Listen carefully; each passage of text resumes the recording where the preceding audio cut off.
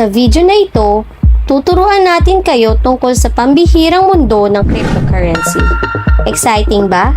Tara, simulan natin. Alam niyo ba na mayroong isang uri ng pera na hindi kontrolado ng bangko o pamahalaan? Ito ang tinatawag na cryptocurrency. Ang cryptocurrency ay isang digital na asset na ginagamit bilang isang paraan ng exchange. Pero, paano nga ba ito gumagana? Una sa lahat, tayo ay mag-uusap tungkol sa blockchain. Ang blockchain ang nagpapatakbo sa cryptocurrency. Ito ay isang technology na nagpapanatiling secure at transparent ang mga transaksyon. Sa pamamagitan ng blockchain, ang lahat ng transactions ay nare-record at hindi maaaring baguhin o mabura. But how do we acquire cryptocurrency? It is done through a process called mining. Miners use the power of their computers to solve complex algorithms and validate transactions on the network.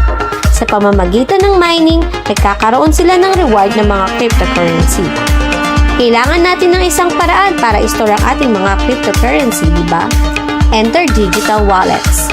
Ang digital wallet ay isang software o app na nagbibigay sa atin ng access sa ating mga digital na pera.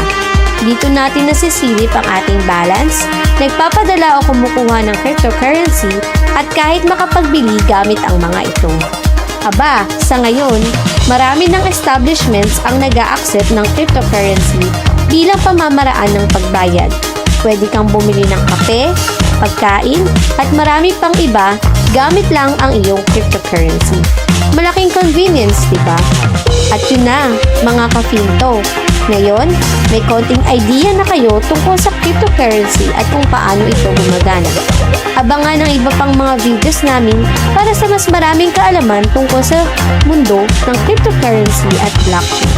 Salamat sa panonood. Huwag kalimutang mag-like at subscribe para updated kayo sa mga bago naming videos.